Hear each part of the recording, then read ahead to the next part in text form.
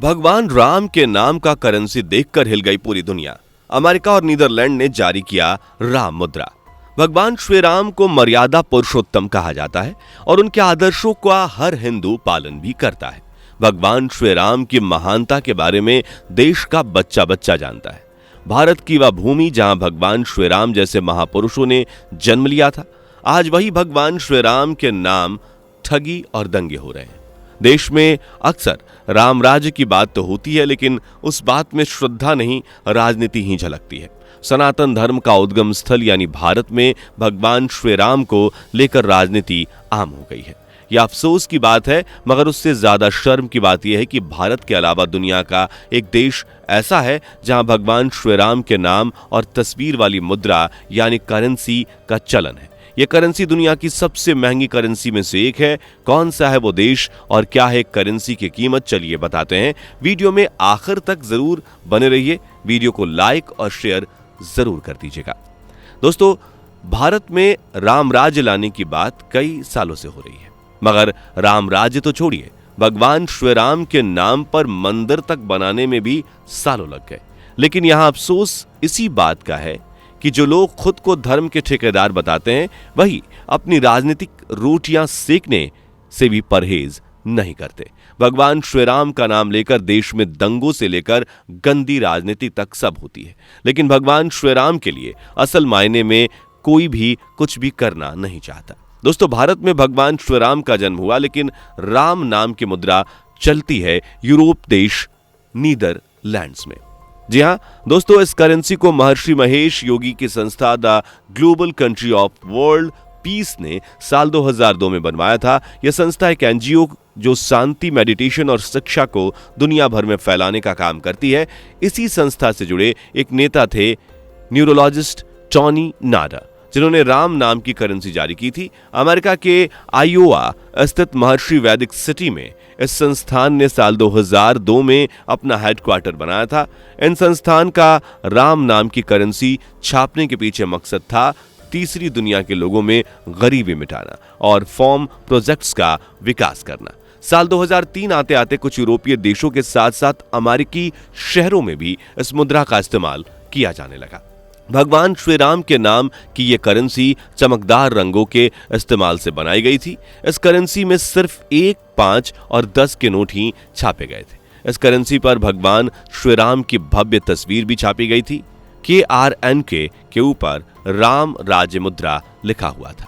भगवान श्री राम की तस्वीर के अलावा इस करेंसी पर कामधेनु गाय और कल्प वृक्ष की तस्वीर भी छपी हुई थी। आपको जानकर हैरानी होगी, लेकिन अमेरिका 35 शहरों में ये राम नाम की करेंसी चलाता था। नीदरलैंड्स की अगर बात करें तो यहाँ 30 गांव और लगभग 100 शहरों में राम नाम की करेंसी का चलन अब भी है। यहाँ राम नाम की करेंसी को कानूनी मान्यता मिली हुई है। आपको बता दें कि नीदरलैंड के डच में एक राम नोट के बदले 10 यूरो मिलते हैं। मौजूदा समय में लगभग 1 लाख राम करेंसी नीदरलैंड की मार्केट में रन करती है। लोग इन्हें बैंक में जाकर भुना भी सकते हैं। दोस्तों, एक तरफ जहां अपने ही देश में लोग श्री राम का नाम लेकर अपनी राजनीतिक रोटियां सेकते हैं और कई लोग भगवान श्री राम के अस्तित्व पर ही सवाल उठाते हैं, उनके लिए शर्म की बात है कि दुनिया की सबसे मजबूत इकोनॉमी में से एक अमेरिका और नीदरलैंड में भगवान श्री राम के नाम की करेंसी चलन में है।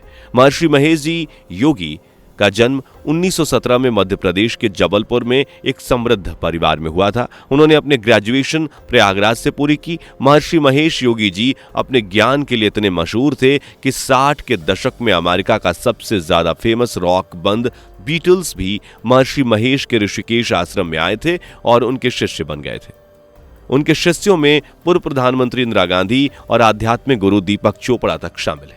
महर्षि महेश योगी जी ने अपने शिक्षा और उपदेश से अमेरिका जैसे देश में अपने कई अनुयायी बनाए। दोस्तों, आपको जानकर हैरानी होगी, लेकिन महर्षि महेश जी के पूरी दुनिया में लगभग 60 लाख से ज्यादा अनुयायी हैं। साल 2008 में अपने नीदरलैंड वाले घर में महर्षि महेश जी का 92 साल की उम्र में निधन हो गया था, मगर उनकी शिक्षा और उनकी चलाई गई राम करेंसी आज भी नीदरलैंड्स में चलन में है।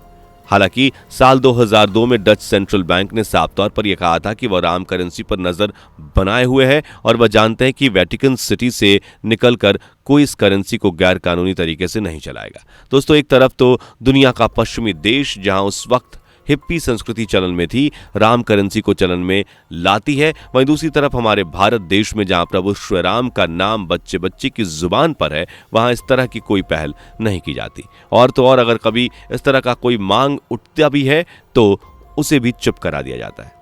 दोस्तों, आपको बता दें कि जब से ये बात सामने आई है, ट्विटर पर कई लोग इसके बारे में पोस्ट कर चुके हैं और मांग कर रहे हैं कि अगर पश्चिमी देशों में राम नाम की करेंसी चल सकती है तो भारत में क्यों नहीं।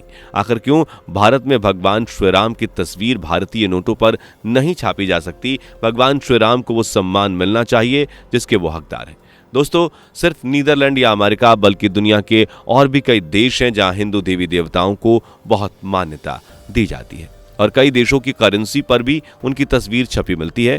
ऐसा ही एक देश है इंडोनेशिया। जी हाँ दोस्तों, इंडोनेशिया वैसे तो एक मुस्लिम देश है जहां ज्यादातर मुसलमान रहते हैं, लेकिन वहां भी सनातन धर्म की अनूठी छाप देखने को मिलती है।